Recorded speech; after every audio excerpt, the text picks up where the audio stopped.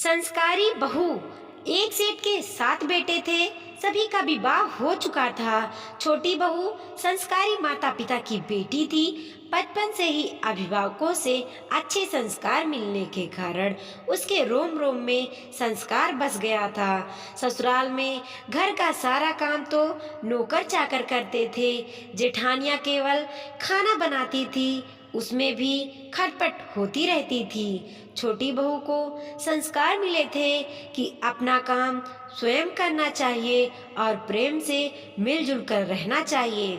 अपना काम स्वयं करने से स्वास्थ्य बढ़िया रहता है। उसने उपाय खोज निकाली और सुबह जल्दी स्नान करके शुद्ध वस्त्र पहनकर पहले ही रसोई में जा बैठी। जेठानियों ने टोका, लेकिन उसने प्रेम से रसोई बनाई और सबको प्रेम से भोजन कराया। सभी ने बड़े प्रेम से भोजन किया और प्रसन्न हुए। इसके बाद सास छोटी बहू के पास जाकर बोली, बहू, तू तो सबसे छोटी है, तू रसोई क्यों बनाती है? तेरी 6 जेठानियां हैं, वो खाना बनाएंगी। बहू बोली, माँ जी, कोई भूखा अतिथि घर आता है तो उसको आप भोजन क्यों कराती हैं? बहू, शास्त्रों में लिखा है कि अतिथि भगवान का रूप होता है। भोजन पाकर तृप्त होता है तो भोजन कराने वाले को बड़ा पुण्य मिलता है। माँ जी, अतिथि को भोजन कराने से पुण्य होता है तो क्या घर वालों को भोजन कराने से पाप होता है? अतिथि भगवान का रूप होता है तो घर के सभी लोग भी तो भगवान का रूप है, क्योंकि भगवान का निवास तो सभी में है। अन्न आपका, बर्तन आपके, सभी चीजें आपकी हैं। मैंने जरा सी मेहनत करके सब में भागवत भाव रखकर रसोई बनाकर खिलाने की थोड़ी सी सेवा कर ली तो मुझे पुण्य मिलेगा कि नहीं? सब प्रेम से भोजन करके तृप्त और प्रसन्न होंगे तो कितनी खुशी होगी। इसीलिए माँ जी, आप रसोई मुझे बनाने दें। कुछ मेहनत करूँगी तो स्वास्थ्य भी अच्छा रहेगा। सास ने सोचा कि बहू बात तो ठीक ही कहती है। हम इसे सबसे छोटी समझते हैं, पर इसकी बुद्धि सबसे अच्छी है और बहुत संस्कारी भी है।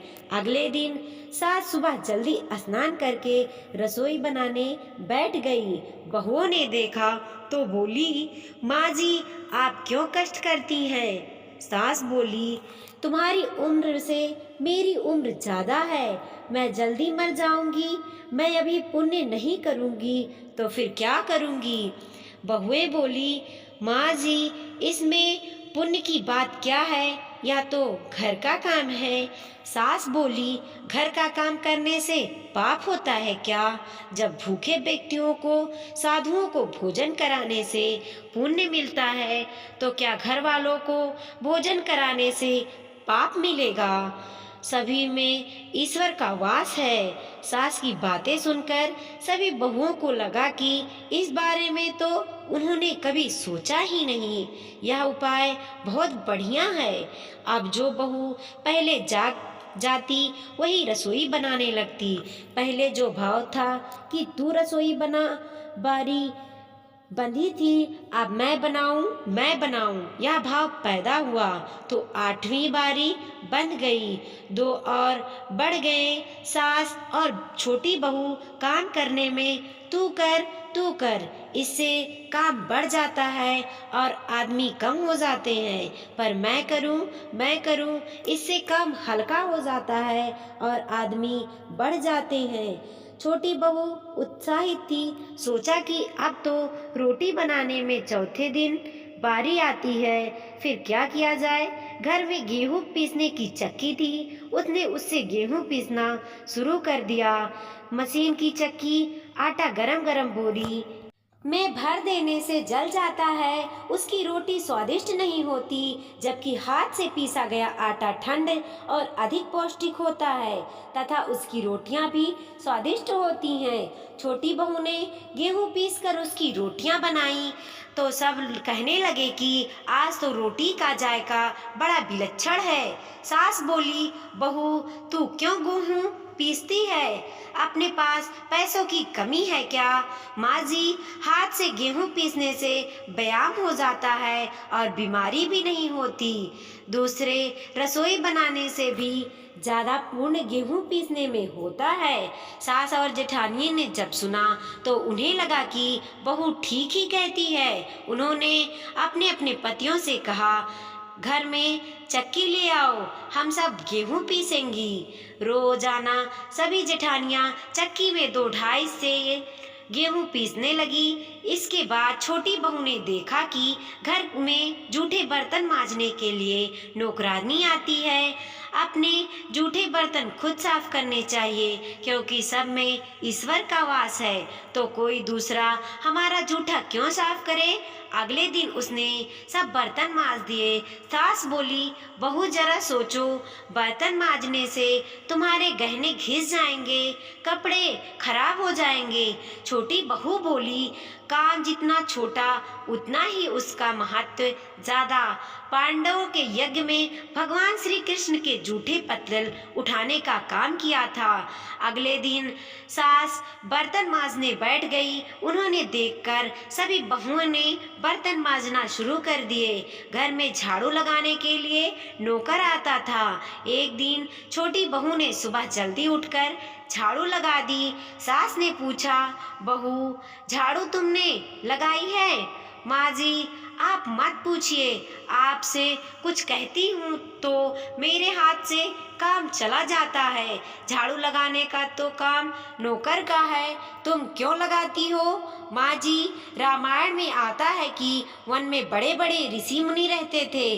भगवान उनकी कुटिया में ना जाकर पहले सबरी की कुटिया में गए, क्योंकि सबरी रोज चुपके से झाड़ू लगाती थी।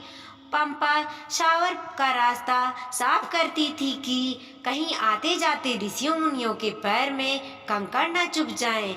सास ने देखा कि छोटी बहू तो सब लूट लेगी, क्योंकि यह सबका पुण्य अकेले ही ले लेती है। अब सास और सभी बहुओं ने मिलकर झाड़ू लगानी शुरू कर दी। जिस घर में आपस में प्रेम होता है वहाँ लक्ष्मी का वास होता है, और जहाँ कलह होती है वहाँ निर्धनता आती है।